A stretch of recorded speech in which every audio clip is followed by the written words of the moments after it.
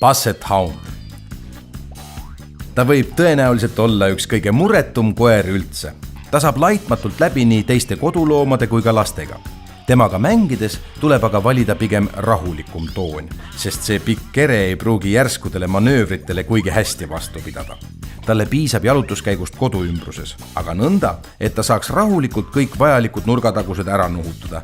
Ta võib olla küllaltki põikpäine kaaslane, kes lisaks ka liigub vahel suisa teosammu.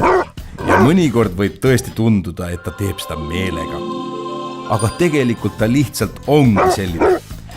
Teinekord, kui kummalgi teist pole tuju jalutama minna, ajab asja ära ka väike hullamine tagahoovis. Ta vajab igapäevaselt vaid kerget harjamist. Ent kui sa pole just kõige suurem koeralõhna fänn, tuleks tal lisaks sellele igapäevaselt ära puhastada ka suu ümbrus ning voltide vahed. Põnev teada, see koer sai endale lühikesed jalad, kuna oli vaja jahikoera, kes suudaks kaasa joosta vähem kogenud küttidega. Nad pidid võtma üles naturaalseid lõhnajälgi ning mida lühemad olid jalad, seda kiiremini ja täpsemini nad jäljerada järgida suutsid. Basset Hound.